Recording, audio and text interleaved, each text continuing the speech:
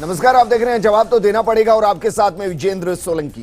राजस्थान में वैसे तो भर्तियां होना, उम्मीदवार को नौकरी मिल जाना एक जटिल प्रक्रिया है, जहां परीक्षा से लेकर कोर्ट तक कई पायदान, जिनको चढ़ने में कई परीक्षाओं में सालों लग जाते हैं, फिर भी अंतिम पायदान आना बाकी है।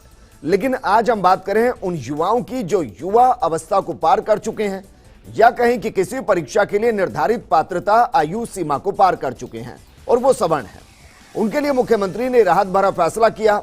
ईडब्ल्यूएस यानी कि इकोनॉमिक वीकर सेक्शन को आगामी परीक्षाओं में लागू कर दिया गया।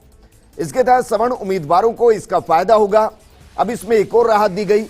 पुरुष को आयु सीमा में 5 साल और महिला को 10 साल की छूट दे दी गई है। यानी यह है मुख्यमंत्री की सवर्ण को स्वर्णिम सौगात। राजस्थान के ईडब्ल्यूएस के जो स्टूडेंट है उनको फायदा नहीं मिल रहा है।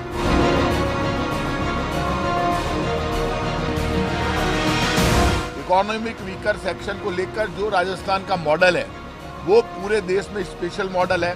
लाखों स्टूडेंट को इससे फायदा मिलेगा।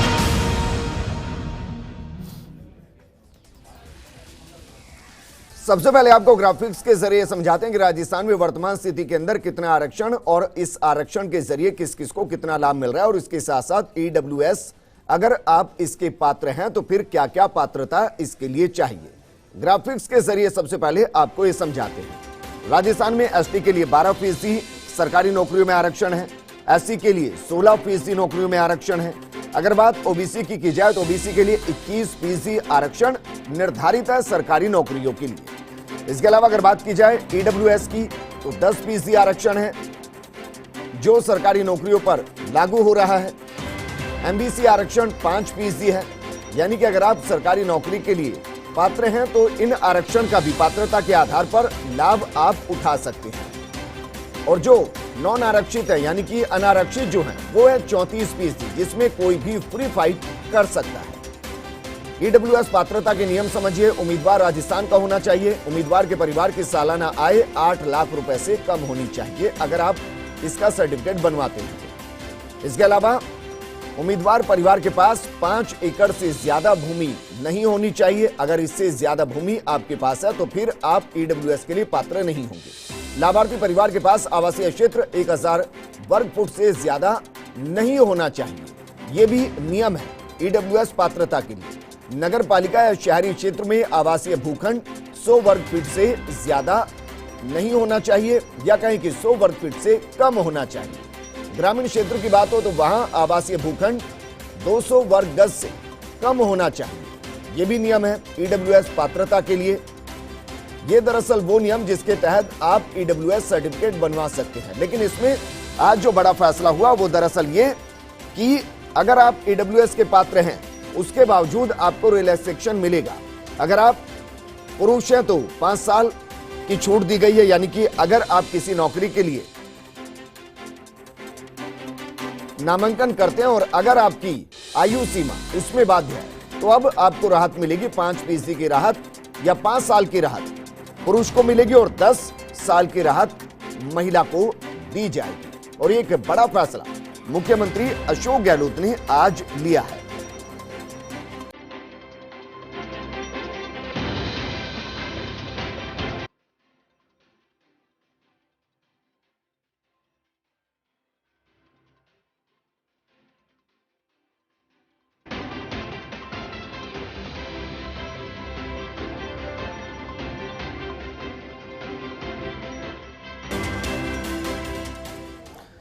यानी सवर्ण जो कमजोर था, सवर्ण जो निर्धन था, आज उसको सौगात मिली है। जो सरकारी नौकरी चाहते थे लेकिन ज्यादा उम्र जिनके लिए बाधा बनी हुई थी, आज उस बाधा को हटाया गया है।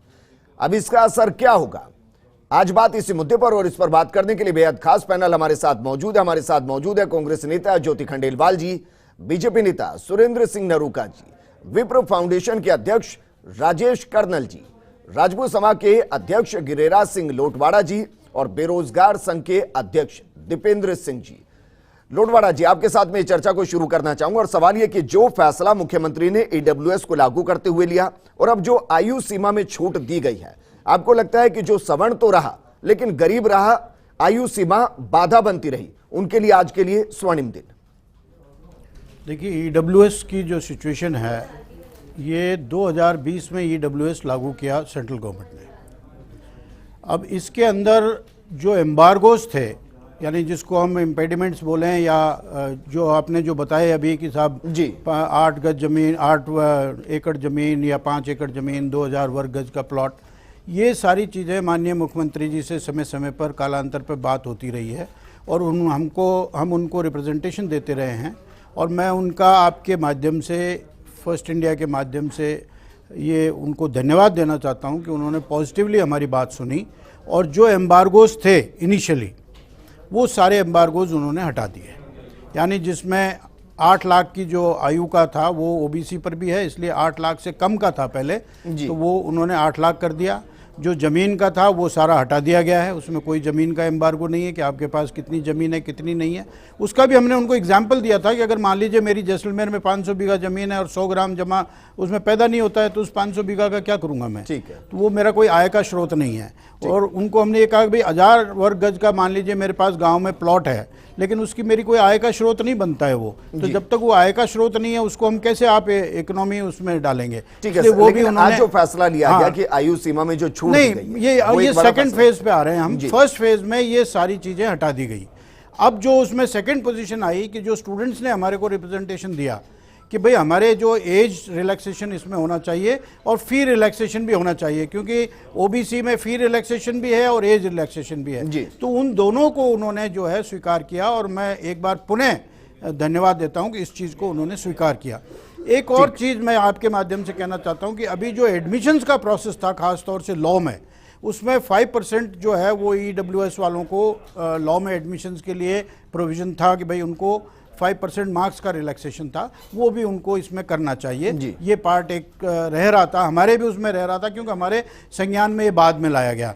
इसलिए आज आपके माध्यम से मैं ये पुटअप करना चाहता हूँ और मैं उम्मीद करता हूँ बिकॉज अशोक गहलोत साहब जो हैं बहुत सहृदय व्यक्ति हैं और वो सारी चीज़ को अंडरस्टैंड करते हैं। वो बड़ी, क्योंकि अभी ये सेंट्रल गवर्नमेंट ने लागू किया ईडब्ल्यूएस, लेकिन सेंट्रल गवर्नमेंट ने आज तक वो एम्बार्गोज रिमूव नहीं किए। हम प्रधानमंत्री जी को भी ये बात लिख रहे हैं कि आप इन चीज़ों को हटाएं, क्योंकि इससे पूरे देश में फायदा होगा, सेंट्रल गवर्नमेंट की नौकरियों में भी फायदा होगा। ठीक है, हमारे साथ वरिष्ठ कांग्रेसी नेता धर्मेंद्र राठौड़ जी भी जुड़ गए हैं। सर, आपका स्वागत है।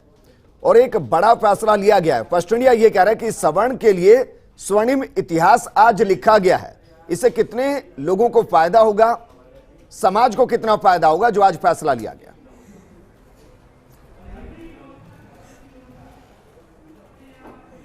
रियली ये फैसला कोई साधारण फैसला नहीं है, ये बहुत बड़ा फैसला है। और आर्थिक रूप से जो पिछड़े सवर्ण थे उनकी ये जो मांग थी, ये मांग जितनी उन्होंने उम्मीद की थी मुख्यमंत्री जी से, उससे कहीं बहुत बढ़ के उन्होंने आगे बढ़ के फैसला किया है। जी, सबसे पहले मैं आपका ध्यान, आपके माध्यम से पूरे प्रदेश का ध्यान दिलाना चाहूँगा कि श्रीमान अशोक गहलोत जी जब पहली बार 98 से 2003 के समय मुख्यमंत्री बने, तो सबसे पहले उन्होंने आर्थिक रूप से पिछड़ों को या सवर्णों को कहिए या इकोनॉमिक वीकर सेक्शन कहिए, उनके लिए 14% का रिजर्वेशन करके और असेंबली से उन्होंने पास किया था और भारत सरकार को उन्होंने भेजा था। वो चलता चलता चलता इतना टाइम हो गया और अब जाके वो 14% की जगह भारत सरकार ने उसको 10% किया। लेकिन 10% ईडब्ल्यूएस को रिजर्वेशन तो दिया, लेकिन उसमें इतने हर्डल कर दिए, इतने बैरिकेटिंग कर दी कि उसका सही मायनों में लाभ मिल ही नहीं रहा था। तो जो ही मुख्यमंत्री जी को ये संज्ञान में लाया गया या उन्होंने इस बात को गंभीरता से लिया, उन्होंने फर्स्ट फेज में तो जो भी जमीन की वो जमीन संबंधी जो शर्त थी या और जितने भी हर्डल थे, केवल एक रखा, 8 लाख से कम जिनकी इनकम है उनको ईडब्ल्यूएस कैटेगरी का बेनिफिट राजस्थान में दिया जाएगा जी।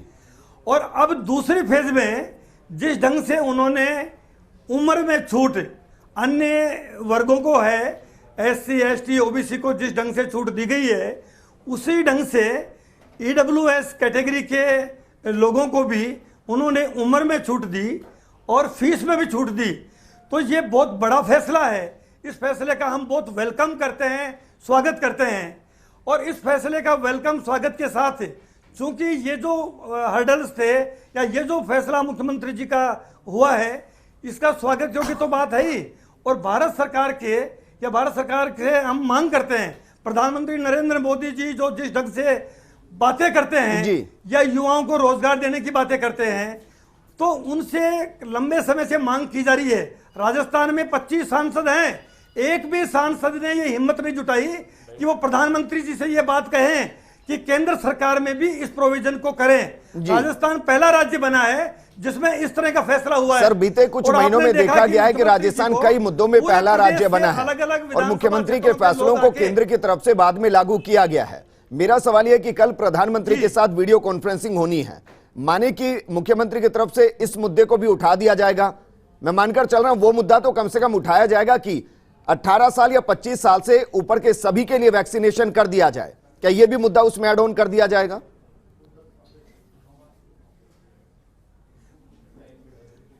मुख्यमंत्री जी ने पत्र भी लिखा है प्रधानमंत्री जी को कि इस ईडब्ल्यूएस जो कैटेगरी के लोग हैं उनको राजस्थान में जिस ढंग से लागू किया है उसी ढंग से भारत सरकार को भी करना चाहिए। लेकिन प्रधानमंत्री आदरणीय नरेंद्र मोदी जी केवल मतलब बातें करने में तो माहिर है, एक्सपर्ट हैं, लेकिन करने के नाम पे कुछ नहीं करते। उनको पता है राजस्थान से जब 25 सांसद जीत के गए हैं भारतीय जनता पार्टी के, उनको भी चाहिए कि वो सारे इकट्ठे होके और राजस्थान के आर्थिक पिछड़े वर्ग के लोगों के लिए वो प्रधानमंत्री जी से मिले, दबाव बनाए जी। लेकिन ये सांसद चुन के गए हैं और कोई काम के नहीं है, कोई काम करने के लिए नहीं है। सर, कोई ऐसा आंकड़ा है जो आप दे पाए कि राजस्थान में कितने ऐसे इस वक्त युवा होंगे जो उम्र को पार कर चुके हैं और उनको इसका फायदा होगा?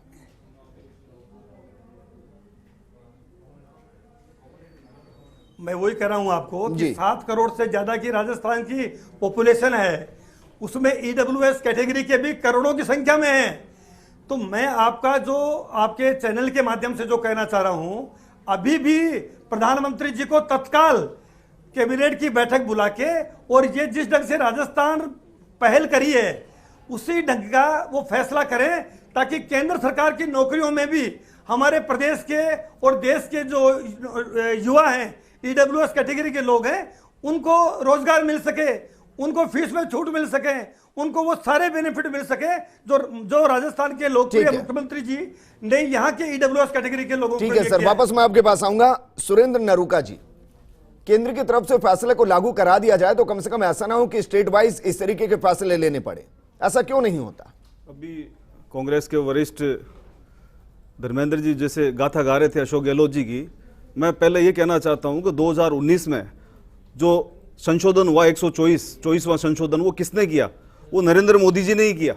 नरेंद्र मोदी जी के उन संशोधन किए जाने के बाद में ही ये ईडब्ल्यूएस लागू हुआ जी। आपकी जो सरकार है वो 55 साल आपने राज किया, 137 साल पुरानी सरकार है। क्या आज तक आर्थिक आधार के ऊपर आपने एक भी काम किया? आप ही के प्रधानमंत्री नरसिंह राव जी ने 1991 के अंदर आर्थिक आधार पर आरक्षण लेके आए, उसके बाद में उसको सर्वोच्च न्यायालय में रोक दिया गया। आप आगे कदम उठाए, आप केवल मात्र गाथा ही गा रहे हैं। तो मैं कहना चाहता हूं कि 55 साल से जिस कांग्रेस की सरकार थी उस कांग्रेस की सरकार ने इस मामले में आगे क्यों नहीं बढ़े? अच्छा ठीक है, सुरेंद्र नरूका जी, नरेंद्र मोदी जी, नरेंद्र मोदी जी ने, सुनिए सर, सुरेंद्र नरूका जी, सबसे पहले तो फिर आप यही बताइए, सुरेंद्र नरूका जी, सुरेंद्र नरूका जी, इस कारण से सुरेंद्र नरूका जी, अरे सर सुनिए तो सर, सुनिए, मैं ये कह रहा हूं सबसे पहले तो आप ये बताइए कि जो फैसला आज लिया गया है आप उसका समर्थन करते हैं, विरोध करते हैं? पहले तो ये बताइए। मैं उस फैसले की बात कर रहा हूं। वो फैसला किस बात पे लिया गया?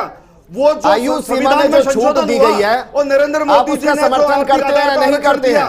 आयु सीमा में जो छूट दी गई है उसका समर्थन करते हैं या नहीं करते? दिया आर्थिक आधार पर, सुरेंद्र नरूका जी, बाद में ही तो सुरेंद्र नरूका जी, अरे सर सब ठीक है, मैं आपसे ये पूछ रहा हूं, सुरेंद्र नरूका जी, मैं आपसे ये पूछ रहा हूं, आज ईडब्ल्यूएस में जो आयु सीमा में छूट दी गई है आप उसका समर्थन करते हैं, विरोध करते हैं? ये बताइए। मैं आपको क्या जवाब दे रहा हूं? जो ईडब्ल्यूएस का आरक्षण दिया वो सेंट्रल गवर्नमेंट ने दिया, सभी पूरे हिंदुस्तान में लागू सर, हुआ। मतलब मेरे उसके सवाल का जवाब हिंदुस्तान में नहीं लागू देंगे। होने के बाद में मैं ये कह रहा हूं, अरे सर मैं सीधा सवाल आपसे कर रहा हूं, सुरेंद्र नरूका जी, मंत्री जी ने कहा सुरेंद्र नरूका जी, सुरेंद्र नरूका जी, मैं आपसे सीधा सवाल कर रहा हूं सर, छोड़ दीजिए किसने क्या किया। मैं कह रहा हूं आज एक फैसला लिया गया ईडब्ल्यूएस में पात्रता की आयु को बढ़ाया गया, 5 साल पुरुष के लिए, 10 साल महिला के लिए। इसका आप समर्थन करें विरोध करें, इसका बताइए मुझे। जब ईडब्ल्यूएस आरक्षण लागू हुआ जी, उसके बाद में तो उम्र बढ़ाने की वही बात कह रहे हैं सर आप। वो जो बातें कह रहे क्या हैं पूरे देश में लागू है? वो कब लागू सुरेंद्र होंगे? नरूका जी, क्या जब पूरे देश में आयु सीमा में छूट है? क्या पूरे देश में आयु सीमा में छूट है? सुरेंद्र नरूका जी, अफसोस होता है सर, सीधे सवाल का सीधा जवाब नहीं दिया जाता। मैं आपसे सीधा सवाल ये कर रहा हूं, क्या बीजेपी इसका सपोर्ट कर रही है, समर्थन कर रही है, विरोध कर रही है? सुरेंद्र नरूका जी, मैं फिर सवाल दोहरा रहा हूं, आज जो फैसला लिया गया है बीजेपी इसका सपोर्ट कर रही है, विरोध कर रही है? आर्थिक आधार पे जो भी आरक्षण सेंट्रल गवर्नमेंट ने दिया और उसमें जो भी स्टेट उसके पक्ष में जो भी फैसला लेगी उसका हम समर्थन करते हैं। आप ये कह रहे हैं कि आयु सीमा में छूट होनी चाहिए। प्रदेश की सरकार सुरेंद्र नरूका जी, सुरेंद्र नरूका जी, आप ये कह रहे हैं आयु सीमा में छूट होनी चाहिए। पार्टी लाइन से ऊपर नहीं उठ पाएंगे। सुरेंद्र नरूका जी, आयु सीमा में छूट मिलना एक बेहतर कदम। नहीं बोल पाएंगे सुरेंद्र नरूका जी, आयु सीमा में छूट मिलना एक बेहतर कदम, हाँ या ना? सर मैं क्या हाँ या ना? सर राजनीतिक मजबूरी इनके भाई साहब की नहीं बोल पाएंगे। अरे सर मैं सीधा सवाल कर रहा हूँ, हाँ या ना? आपको सवाल ही करेंगे। उसके बाद में जितने भी स्टेट गवर्नमेंट्स हैं उसमें राजस्थान भी है। मैं ये कह रहा हूँ सर, आज जो छूट दी गई, आज जो छूट दी गई, का जो फैसला है वो भी सराहनीय है। और राजेश कर्नल जी, राजेश कर्नल जी, मुझे समझ नहीं आता सर कि जो बेहतर वो हमेशा बेहतर रहेगा, कोई भी सरकार करे, उसको कहने में कहां दिक्कत है? ये बात मैंने आपको क्या कहा? मैंने ये कहा, ठीक है सर, आप जवाब दे ही नहीं रहे हैं। नरूका जी, आप जवाब दे ही नहीं रहे हैं। मैं ये सवाल को बार बार दोहरा रहा हूं, आप जवाब नहीं दे रहे हैं। फैसला होगा जो राजस्थान राजेश कर्नल जी, जवाब दीजिए। मैं एक बात कहना चाहूंगा, सुरेंद्र जी इतनी देर से एक बात कह रहे हैं और आपका सवाल है कि ये जो हुआ है निर्णय वो अच्छा है या गलत जी। मैं ये कहना चाहूंगा कि जो ये बात कह रहे हैं नरेंद्र मोदी जी ने ये किया और उस वक्त ये निर्णय लिया, जैसा कि अभी गिरिराज जी भाई साहब ने पहले बताया और हम लोगों ने भी बहुत बार रिप्रेजेंटेशन दिए, अगर भावना और मंशा होती तो वो इस तरह का कृत्य करते। और जो राजस्थान सरकार ने, मुख्यमंत्री जी ने जो बाकी के हेडल से एक मिनट में बोल रहा हूं, 19 के अंदर किसी को तो सुनोगे ना नरूका जी, नरूका जी, किसी को तो सुनोगे, किसी को भी नहीं सुनेगा। आपकी सुरेंद्र जी भावना होती तो आप जो ईडब्ल्यूएस में जो भाजपा के जो आ रहे थे उनको हटा देना, राजस्थान सरकार ने हटाया। सुरेंद्र हम नरूका तो जी, उनका धन्यवाद देते हैं। केवल सुरेंद्र 8 लाख नरूका की जी, बात को रखे बाकी के सुरेंद्र नरूका जी, देखिए वो राजस्थान नरूका जी, सरकार ने हटाया। सर डिबेट की एक मर्यादा होती है, दूसरों को बोलने दीजिए। सर बोलने के लिए नहीं, आपसे मैं सवाल कर रहा हूं, आप जवाब ही कहां दे रहे हैं सर? आप कम से कम जो फैक्ट, मैं आपसे जो सवाल कर रहा हूं आप उसका जवाब नहीं दे रहे हैं, बाकियों को जवाब देने दीजिए सर। अरे आपकी 55 साल सरकार थी, आपने क्या किया? अरे सर 55 को छोड़ दीजिए ना, 6-7 साल से तो आपकी सरकार है, छोड़ दीजिए, उसी वजह से आई होगी ना, छोड़ दीजिए सर। आप अगर सर सुनिए, सुरेंद्र सिंह नरूका जी, अगर आप सिर्फ डिबेट को डिस्टर्ब करना चाहते हैं, अगर आप सिर्फ डिबेट को डिस्टर्ब करना चाहते हैं तो मुझे अफसोस होगा। सर एक मुद्दे पर बात करें, मुद्दे पर बात करने दीजिए। राजेश कर्नल जी, सर मैं पहले भी निवेदन कर रहा हूं कि आज जो बात ये कह रहे हैं, ये फैसला वास्तव में स्वागत योग्य है और उसका स्वागत होना चाहिए।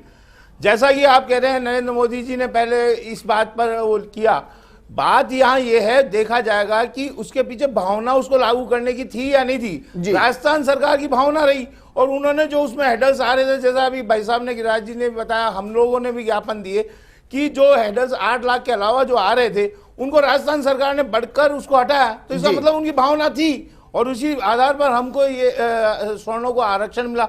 मैं आपके माध्यम से इस पे कोटि धन्यवाद उनको देता हूं। अगर इनकी भावना अच्छी होती तो ये भी वो हेडल्स हटा देते और आज भी उस पे लागू हो जाए। और आज हमने फैसला ये तो कहें कि जो हुआ अच्छा हुआ, ये तो ये भी नहीं कह पा रहे हैं। हाँ तो ये राठौड़ जी, बद्धता बनी हुई सर है। अब रुक जाइए। धर्मेंद्र राठौड़ जी, मैं बहुत बेसिक सवाल कर रहा हूं, नरूका जी हैं बीजेपी से, वो ये नहीं बता पा रहे कि जो फैसला लिया बेहतर था या नहीं था, अब इसको क्या माने?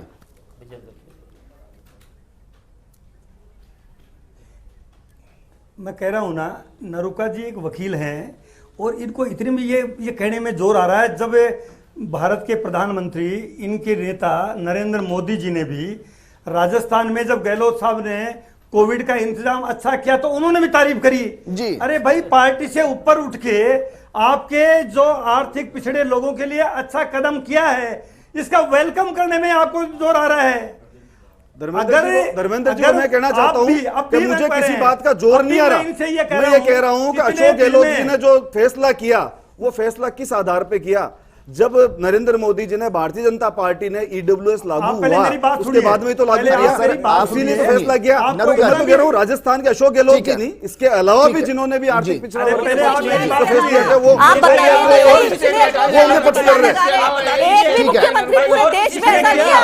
राठौड़ जी, वापस मैं आपके पास आऊंगा। सुरेंद्र सिंह नरूका जी,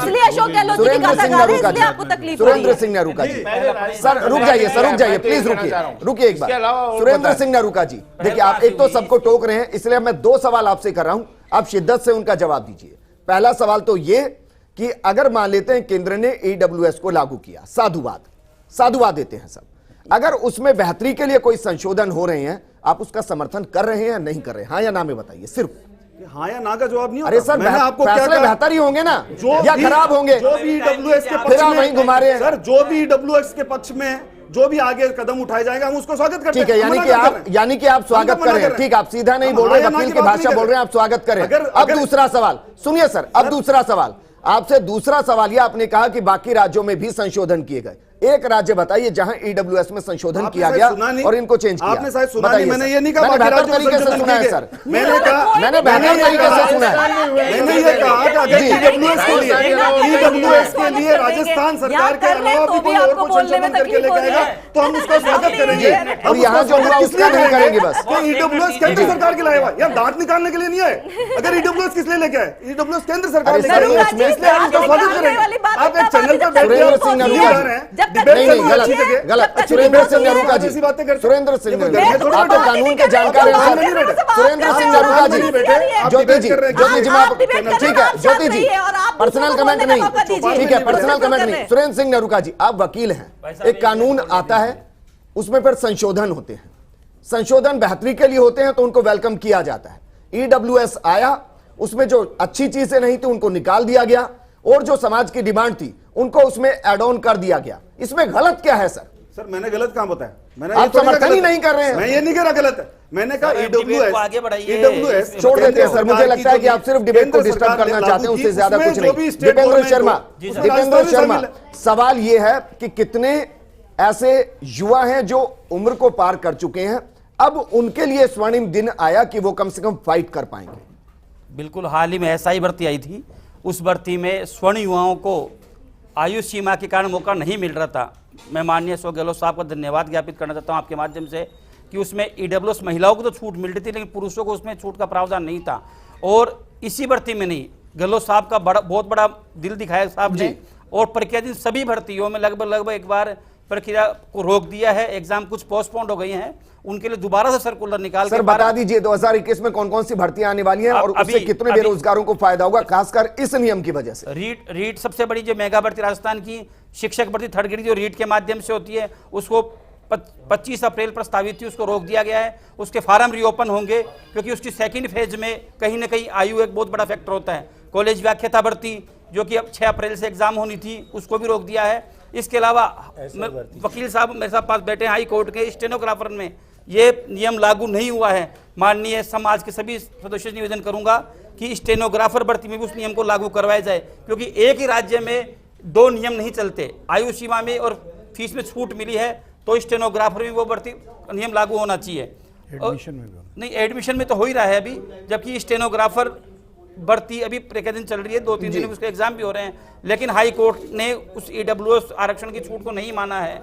मैं सरकार से निवेदन करूंगा कि एक बार इस मामले में भी ध्यान दे ताकि सामान्य वर्ग को लाभ मिले।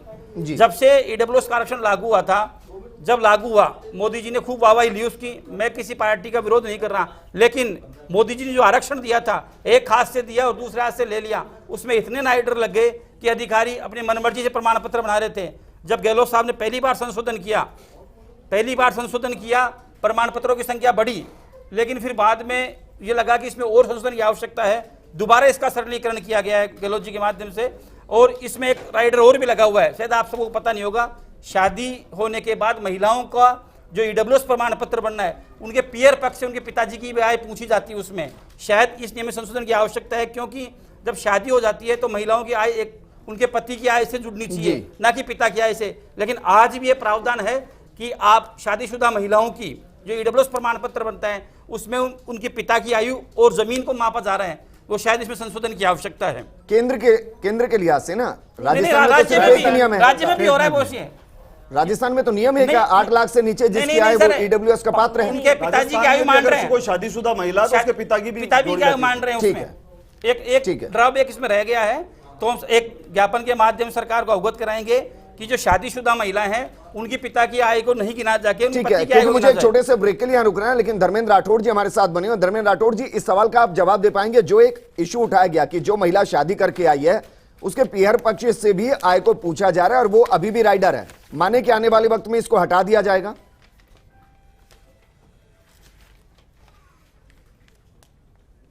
मुझे तो ये आपका जो और भी राइडर है हम मुख्यमंत्री जी के ध्यान में लाएंगे। उनकी मंशा है कि वास्तव में जो गरीब व्यक्ति है उसको सरकार उसको एम्पावर करे, ये मुख्यमंत्री जी की मंशा है।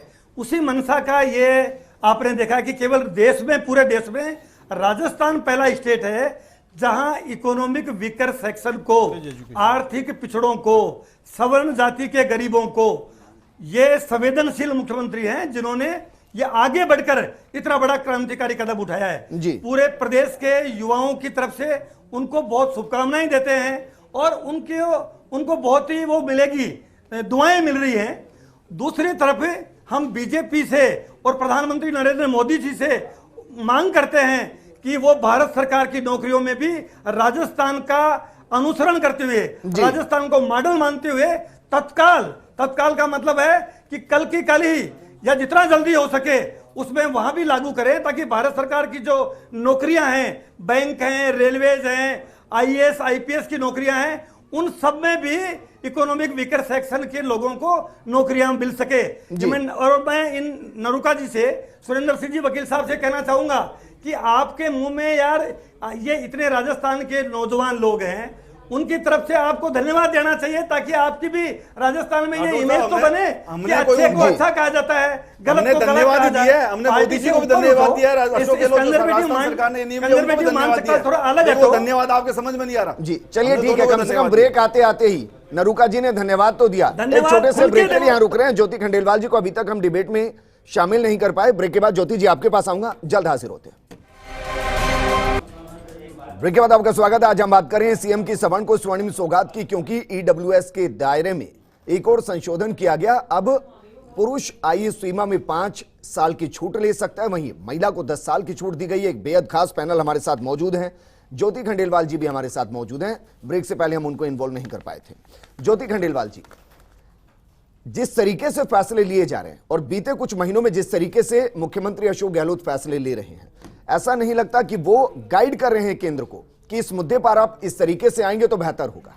निश्चित रूप से मैं यही कहना चाहती हूँ। अभी नरूका जी बहुत ज़्यादा हाइपर भी हो रहे थे कि नरेंद्र मोदी जी को क्यों नहीं आप धन्यवाद दे रहे हैं, क्यों नहीं आप कह रहे हैं। अरे हमने कहाँ मना किया, बल्कि उन्होंने खुद ने कहा, मुझे तो बड़ा अच्छा लगा, अगर वो नहीं शायद नहीं बोले तो मुझे बोलना पड़ता, कि 91 में यूपीए गवर्नमेंट ने इस मुद्दे को आगे बढ़ाया था, ईडब्ल्यूएस की सेक्शन। और बहुत अच्छी बात है कि कांग्रेस ने उसको आगे बढ़ाया। उनकी ये सोच थी, उनकी एक मंशा थी, एक स्टार्टिंग थी। किसी भी फैसले को लागू होने में टाइम लग सकता है। खुद ने उन्होंने इस बात को स्वीकार किया कि मामला सुप्रीम कोर्ट तक गया, सुप्रीम कोर्ट के डिसीजंस आए और उसके बाद उसको ये लागू किया गया। लेकिन लागू करते वक्त भी एक मंशा की बात होती है। जब केंद्र की ओर से, और देखिए संविधान में संशोधन तो केंद्र सरकार ही करेगी, उसको तो राजस्थान के मुख्यमंत्री जाकर संशोधित कर नहीं सकते, वो तो केंद्र को ही करना है, तो प्रधानमंत्री जी उस संशोधन को करेंगे। इसमें ऐसा कौन सा कोई बड़ा काम कर दिया।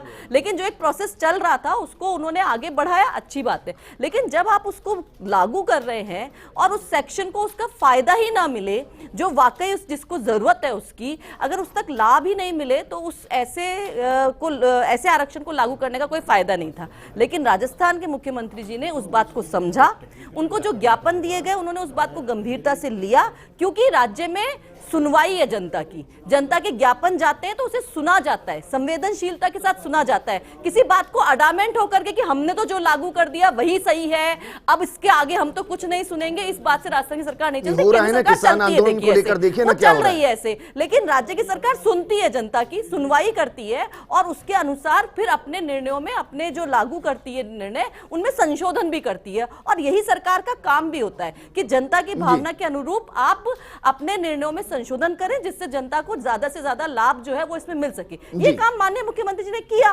तो अगर जनता की बात को सुनकर के अगर वो संशोधन कर रहे हैं जिससे उस सेक्शन को लाभ मिल रहा है, तो निश्चित रूप से उनको धन्यवाद देना बनता है। और जब लाभ मिल रहा है तो निश्चित रूप से ये भी चाहेंगे कि आगे आने वाले समय में केंद्र सरकार की ओर से भी वो संशोधन जो है वो लागू किए जाए।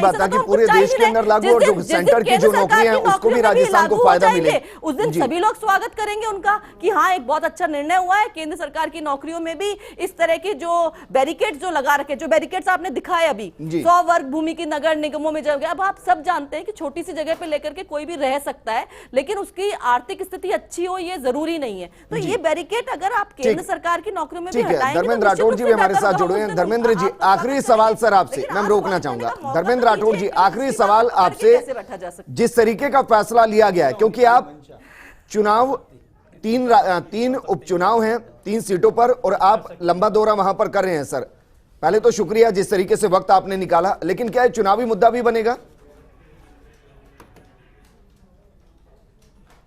Thank you. नहीं, निश्चित रूप से चुनावी मुद्दा की बात है कि जिनको बेनिफिट मिला है और मुख्यमंत्री जी की मंशा जैसी उन्होंने प्रकट करी है, और आज के दिन पूरे देश में, प्रदेश में हर गांव में बेरोजगारों की जबरदस्त ये इच्छा थी ईडब्ल्यूएस के आर्थिक पिछड़ों की कि हमको नौकरियां मिले। तो ये सरकारी नौकरियों में भी और पढ़ाई करने में भी ये बहुत बड़ा फैसला है, इसलिए इसका उपचुनाव में भी क्यों नहीं फायदा मिलेगा। उपचुनाव हो चाहे आम चुनाव हो जी, और इस फैसले की प्रशंसा की जा रही है सब जगह जी। जब मुख्यमंत्री जी संवेदनशीलता से आगे बढ़कर गरीबों को मदद करना चाह रहे हैं, गरीबों को लाभ पहुंचाना चाह रहे हैं। मैंने पहले भी कहा कि सबसे पहले इकोनॉमिक वीकर सेक्शन के लोगों को 14%, ये केंद्र की सरकार ने तो 14 से 10 किया है, 14% रिजर्वेशन देने का फैसला अशोक गहलोत जी की सरकार ने किया था। इसलिए ये बहुत बड़ा फैसला है और राजस्थान के ईडब्ल्यूएस कैटेगरी के जो लोग हैं इसको पूरे जीवन कभी नहीं भूल पाएंगे। मुख्यमंत्री जी को बहुत दुआएं देंगे और हम सब इस फैसले का बहुत वेलकम करते हैं। सर अंतिम सवाल एक और आपसे, क्योंकि बेरोजगार एक बड़ा मुद्दा है राजस्थान के अंदर, कुछ ने वहां पर नामांकन भी भरा था और फिर वो वापस उन्होंने ले भी लिया। इस फैसले के बाद माने कि उनके दिल में कम से कम जो एक थी कि कांग्रेस हमारे काम को कर सकती है, वो हमारे बारे में सोचती है, वो सोच और मजबूत हुई। विजेंद्र जी वो अलग इश्यूज थे, ये अलग है शायद मेरे हिसाब से। बिल्कुल मजबूत है। मैंने कहा ना कि अभी जो नरुका जी को सही कहने में जोर आ रहा था, क्योंकि इनकी पार्टी में ऐसे ही संस्कार सिखाए जाते हैं कि हमको तो मानना ही नहीं, हमको तो सही बात को एडमिट ही नहीं करना। यहाँ मैं सहारा में काम कर रहा हूँ, देख रहा हूँ जिस ढंग से भारतीय जनता पार्टी के लोग एक निर्दलीय प्रत्याशी को डराने का, धमकाने का, किस ढंग का काम कर रहे हैं, तो इनका तो पूरे देश में एक दहशत पैदा करने का काम है, एक भाई को भाई से लड़ाने का काम है, आपस में फूट डालने का काम है, युवाओं को भ्रमित करने का काम है, युवाओं को धमकाने का काम कर रहे हैं, युवाओं को रोजगार कैसे दे, गरीबों की मदद कैसे करे, इस एजेंडे पे काम नहीं कर रहे हैं जी। चलिए राठौड़ जी, आपने वक्त निकाला, बहुत बहुत शुक्रिया आपका सर, बिजी स्केड्यूल है और आपको कहीं जाना भी है शायद। शुक्रिया हमारी इस डिबेट का हिस्सा बनने के लिए। नरुका जी कह दीजिए सर, अच्छे फैसले हैं, केंद्र में भी अनुशंसा करेंगे कि इसको लागू करें ताकि राजस्थान के उन युवाओं को फायदा मिल सके जो केंद्र की नौकरियों में चाहते हैं कि आयु सीमा में अगर छूट मिल जाए तो वो नौकरी के लिए पात्र हो जाए। राजस्थान के लिहाज से ही सोच लीजिए सर, तो हटाने के लिए सारे बैरिकेड्स हटाने का आगे जैसे ये जो जब भी चुनाव आते हैं, आज सरकार को 2 साल से ऊपर हो गए, 2,40,000 वैकेंसी निकाली थी भारतीय जनता पार्टी की सरकार ने राजस्थान के अंदर। उसके बाद 67,000 जो भर्तियां थी वो किसी न किसी कारण से, कहीं हाईकोर्ट के कारण या और किसी कारण से रुक गई।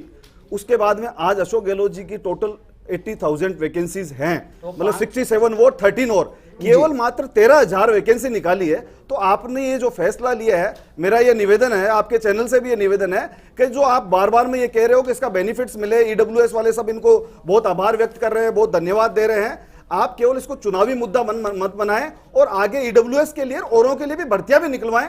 और जो आपके पेपर लीक हो रहे हैं, अच्छा, सुरेंद्र नरूका जी, कहीं ना कहीं अटक जाते हैं, सुरेंद्र एग्जाम नरूका अटक जी, जाते हैं, उनमें भी कहीं ना कहीं सहूलियत मैं ये कह रहा हूं भर्तियां तो निकलेंगी, केंद्र भी निकालेगा, राज्य भी निकालेगा, जब भी निकालेगा। मैं ये नहीं कह रहा कि कल निकले, 10 महीने में निकले या 10 साल में निकले। भर्तियां निकलेंगी तो फायदा तो होगा ना सर। मैं तो कह रहा हूं फायदा तो होगा ना।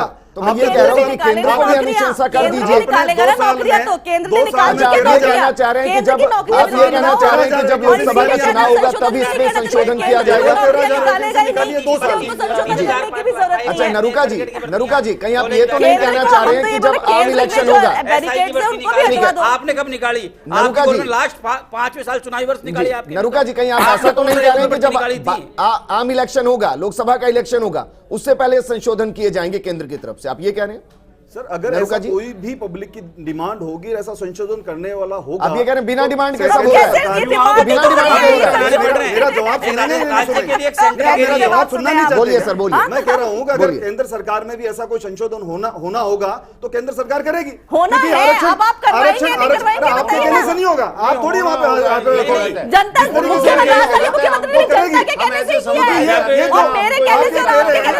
ठीक है, अब रुक जाइए सर, रुक जाइए।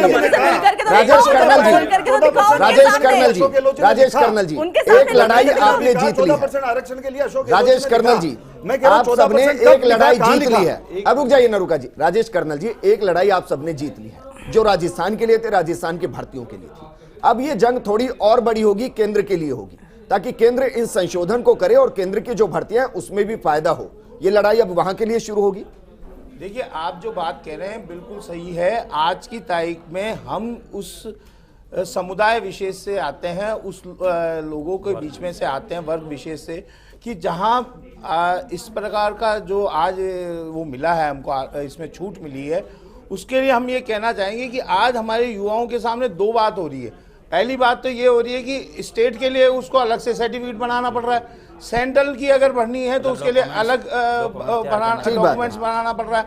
तो आज जैसा कि नरूका जी कह रहे हैं करनी पड़ेगी। मैं कह रहा हूँ हम उस वर्ग विशेष से आते हैं, हम तो इस चैनल के माध्यम से आपसे और सेंट्रल गवर्नमेंट से यही रिक्वेस्ट करेंगे और यही निवेदन करेंगे, जो हेडल्स आपने लगा रखे हैं उनको हटाएं आप, और अतिशीघ्र हटाएं। आप केवल चुनाव के लिए देख रहे हो या किसी के लिए देख रहे हो, राजस्थान का युवा तो उसको वो कर रहा है। राजस्थान का युवा के लिए ऐसी स्थिति पैदा हो गई। अभी जैसे जो भर्तियां निकली, मैं भी बताऊं आपको, SI की भर्ती निकली, उसमें जब ये नियम लागू हुआ तो वापस से उसकी भर्तियों को रोका गया और वापस से उसके फॉर्म मांगे गए। उसके बाद व्याख्याताओं की निकली। तो मैं ये कहना चाह रहा हूँ, एक बार तो कोई आदमी इसका बनवाए, फिर उसके बाद अगर कोई सेंट्रल जैसा निकालता है तो उसके लिए अलग से बनाए। तो संघर्ष करने का रास्ता ही देना चाहते हैं हम लोगों को, हमको नौकरी देना चाहते हैं, नौकरी दिलाएं। ठीक है, लोटवाड़ा जी, पर वो अच्छा कोई लोटवाड़ा जी, लोटवाड़ा जी, एक छात्र के तौर पर मैं देख रहा हूँ, समझिए प्लीज, कहाँ से कहाँ ले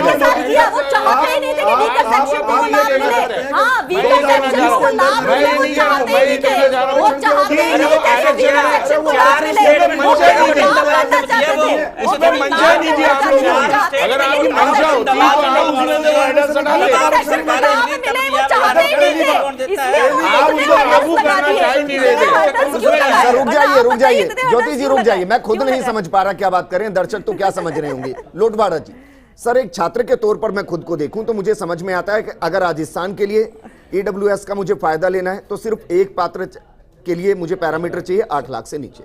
लेकिन वहीं अगर मैं केंद्र के लिए अप्लाई करूंगा तो मुझे तमाम राइडर्स चाहिए जो मैं दिखा रहा हूं लगातार। ये सबसे बड़ी दिक्कत।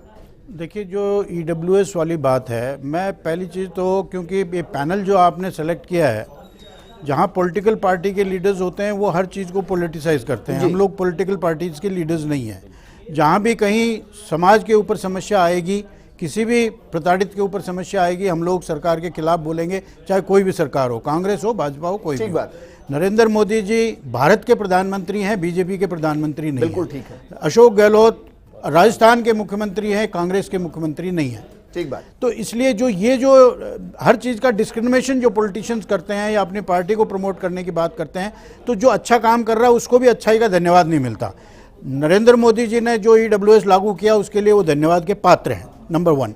नंबर 2, जिस तरह के एम्बार्गोज उसमें थे, अब वो पर्पजली थे या वो अनभिज्ञ थे उन सारी चीज़ों से, ये भी चीज़ हम जानने वाली बात है कि उनके नोटिस में ही नहीं लाई गई हो ये सारी बातें कि भाई OBC की क्या कैटेगरीज हैं, OBC में क्या क्या रिलैक्सेशंस हैं, वो सारी चीज़ें उनको लाया जाना हमारे सांसदों की ड्यूटी बनती है कि साहब इसमें ये चीज़ है। अगर 100 गज का प्लॉट हर आदमी के पास होता है, गांव में 200 गज का बाड़ा हर आदमी के पास होता है, तो कहने का मतलब ये है कि आपकी अनभिज्ञता भी इसमें बहुत बड़ा रोल अदा करती है।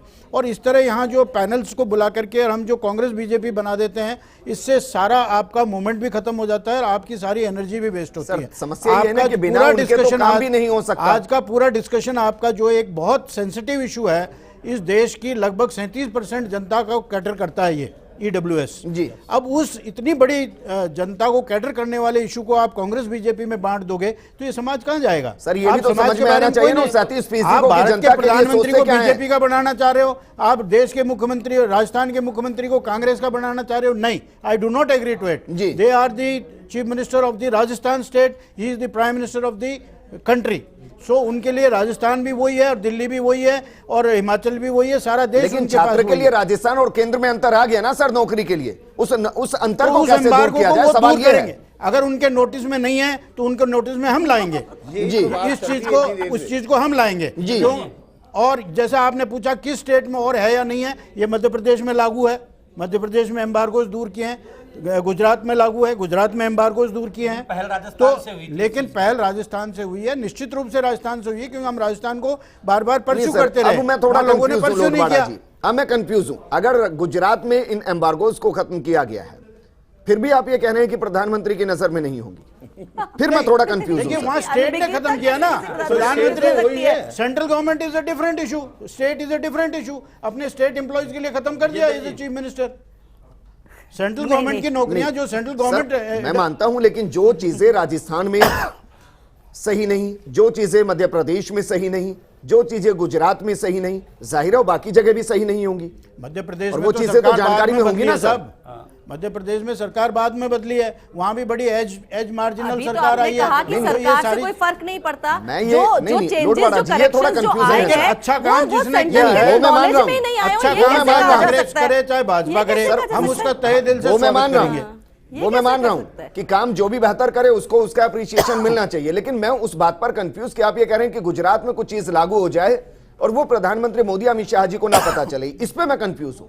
हाँ, तो हो सकता है उनको समय नहीं मिला, वो पूरे देश में चुनाव लड़ते घूम रहे हैं। ठीक तो है, उनको ये क्या बात पता ये था बात कि मान हाँ, लेंगे। मतलब ये ये बात हो मान सकता लेंगे। है कि ठीक हाँ, है। वो चुनावों दीपेंद्र में ही जी, व्यस्त रहते हो और काम बतौर के लिए समय न मिलता हो। अध्यक्ष बेरोजगार संघ के इस मुद्दे को कितनी बार केंद्र के सामने उठाया गया कि भाई इसको लागू कीजिए, राजस्थान का युवा 2 राइडर में नहीं फंसेगा कि राज्य के लिए नौकरी होगी तो इस तरफ जाएगा और अगर केंद्र की नौकरी होगी तो मुंह बैठाकर घर बैठ जाएगा।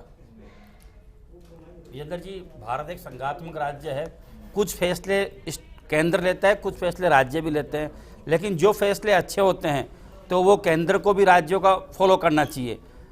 हर बार सरकार के द्वारा यहाँ से बहुत सारे विधायकों ने भी मांग करी है, विधानसभा में मांग करी है। सर आपने कितने सांसदों को पत्र लिखा कि इसको केंद्र की तरफ से अलग कराइए, इनको हटवाइए? कितनी बार प्रधानमंत्री को पत्र लिखा कि इनको हटवाइए? देखो, राजस्थान के युवाओं का फोकस स्थानीय नौकरियों में ज्यादा रहता है। क्या केंद्र की तरफ से राजस्थान में जो नौकरियां होंगी वो राजस्थान की नौकरियां नहीं? मुख्यमंत्री जी ने पत्र लिखा है, मुख्यमंत्री जी खुद ने हमारे प्रधानमंत्री जी को, अगर नरुका जी को नहीं ध्यान संज्ञान में हो तो ला सकते हैं, खुद मुख्यमंत्री जी द्वारा प्रधानमंत्री जी को पत्र लिखा गया है कि लेकिन ज्योति जी, मैं तो बेरोजगार संघ के अध्यक्ष से बात कर रहा हूं क्योंकि उनकी भी जिम्मेदारी बनती है। अगर वो हमने नहीं लिखा, लेकिन नहीं लिखा, मैंने नहीं लिखा व्यक्तिगत रूप से, और किसी संगठन ने लिखा हो तो उसकी मैं बता नहीं सकता। मैंने व्यक्तिगत रूप से नहीं लिखा। मुद्दा बड़ा नहीं लगता दीपेंद्र जी? मुद्दा बड़ा है, मानता हूं आपकी बात, लेकिन जब राज्य की मुखिया की सुनवाई नहीं हो रही और हमारे 25 सांसद वहां बैठ के कुछ नहीं करे, मतलब आप रहने देंगे फिर जी? मतलब आप रहने देंगे? अगर मुखिया कुछ कर रहा है तो वो अपने तरीके से कर रहे हैं, आप अध्यक्ष हैं, फिर तो मतलब ये है कि अध्यक्ष होकर आप ये देख रहे हैं कि मुख्यमंत्री अगर कुछ करे तो मैं करूं। नहीं, मुख्यमंत्री जी ने जब भेजा है, जब मुख्यमंत्री जी के लेटर की सुनवाई नहीं हो रही तो हमारे लेटर की सुनवाई कैसे करेंगे सरकार, ये बताओ सर आप जी। जब मानकर चले इस मुद्दे पर केंद्र के खिलाफ बेरोजगार संघ का कोई स्टैंड नहीं होगा, मानकर चले नहीं स्टैंड क्यों नहीं होगा? हम तो विरोध कर रहे हैं, नहीं स्टार्टिंग से विरोध कर रहे हैं कि जब आपने आरक्षण दिया है किसी चीज को फायदा मिलना चाहिए। और आप विरोध किस तरीके से सर, किसके खिलाफ विरोध और किस तरीके से? भाई आपने जो राइडर लगाए हैं, जितने राइडर लगाए उन राइडरों से कितने को फायदा मिल रहा है? जब स्टार्टिंग में जब ईडब्ल्यूएस का आरक्षण दिया मुश्किल से 5% 6% सर मैं ये कह रहा हूं, मैं ये कह रहा हूं कि आप एक तरफ कह रहे हैं कि जब मुख्यमंत्री की नहीं सुनी जा रही तो मैं क्यों लिखूं, दूसरी तरफ आप ये कह रहे हैं कि मैं विरोध कर रहा हूं, हमारा संघ विरोध कर रहा है। तो विरोध किस तरीके से किया जा रहा है जो बात पहुंचाने के लिए पत्र तक ना लिखे जाए? नहीं, पत्र तो सर सीएम साहब ने खुद ने भी लिखे हैं, हमारे द्वारा तो स्थानीय नेताओं के माध्यम से ही भिजवाए गए हैं, व्यक्ति से मोदी जी को नहीं लिखे। कितने सांसदों को पत्र लिखा इसको लेके दीपेंद्र जी? जी सर, कितने सांसदों को नहीं, विधायकों को बताया गया, 5-6 विधायकों को। सर मैं आपको लेटर राजस्थान में हो गया जो होना है, मैं केंद्र की बात कर रहा हूं। नहीं सर, केंद्र को नहीं भिजवाया गया हमारे पास। ठीक है ज्योति खंडेलवाल जी, क्योंकि राजस्थान में स्वर्णिम दिन इसलिए भी और ये वक्त भी इसलिए क्योंकि 25 के 25 सांसद हैं, बावजूद अगर इन मुद्दों को ना उठाया जाए तो फिर सवाल यह खड़ा होता है कि फिर संसद में बैठकर मूल मुद्दों से ही भटकाव है। मैं कहना चाहूंगी, देखिए जब राजस्थान में लगातार संशोधन हो रहे हैं और उस संशोधन का जब लाभ मिल रहा है तो ये निश्चित रूप से सांसदों का की तरफ से पहल होनी चाहिए कि वो संसद में भी इस बात को उठाएं कि इस तरह के राइडर्स जो केंद्र की ओर से लागू किए गए हैं वो राइडर्स अगर हटा दिए जाते हैं तो ज्यादा अच्छे तरीके से इकोनॉमिक वीकर सेक्शन के युवाओं को लाभ मिल सकता है। तो इस सांसदों को निश्चित जनप्रतिनिधि होने के नाते जनता की भावनाओं को पहुंचाना, संसद तक पहुंचाना, उनकी मांग को रखना उन सांसदों की जिम्मेदारी बनती है। और मुझे लगता है कि जब 25 सांसद यहाँ से जो राजस्थान के जो 25 सांसद हो, मैं तो बिना अभी तो बीजेपी के ही हैं, लेकिन अगर नहीं भी हो तो भी जो सारे सांसद उनको ये ऐसा मुद्दा है जिसमें एकजुटता के साथ वहां पर अपनी बात को रखना चाहिए। और अच्छी बात है अगर आप वहां पर राजस्थान का एक मॉडल ले जाकर के अगर आप वहां पे, क्योंकि आप राजस्थान से सांसद हैं, राजस्थान का एक मॉडल है जिसने लोगों को लाभ पहुंचाया है। माननीय मुख्यमंत्री जी ने एक मॉडल दिया है कि इस तरह के मॉडल को अगर अपनाया जाएगा तो ज्यादा बेहतर ढंग से आपको लाभ दे पाओगे। तो वही मॉडल ले जाकर के केंद्र में रखना चाहिए, संसद में मांग को उठाना चाहिए। वक्त की कमी है, नरुका जी फाइनल कमेंट में आपसे चाहूंगा, एक ही लाइन में प्लीज दीजिएगा। पहले तो ये कि आप इसका विरोध करें, स्वागत करें, मुझे बहुत ज्यादा फर्क नहीं पड़ता, लेकिन केंद्र इसको संशोधित कर दे ताकि राजस्थान के युवाओं को फायदा मिल जाए, इसके लिए पहल की जाएगी।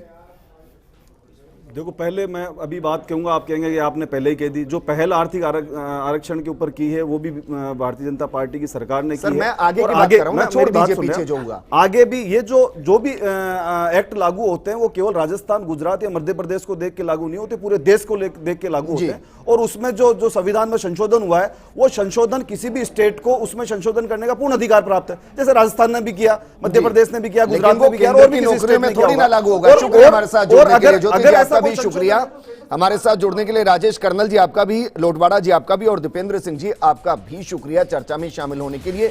अगर ये संशोधन सही है तो केंद्र की तरफ से पूरे देश में लागू कर देने चाहिए ताकि ज्यादा से ज्यादा उन सवर्णों को फायदा मिल सके जो आयु सीमा को पार कर चुके हैं।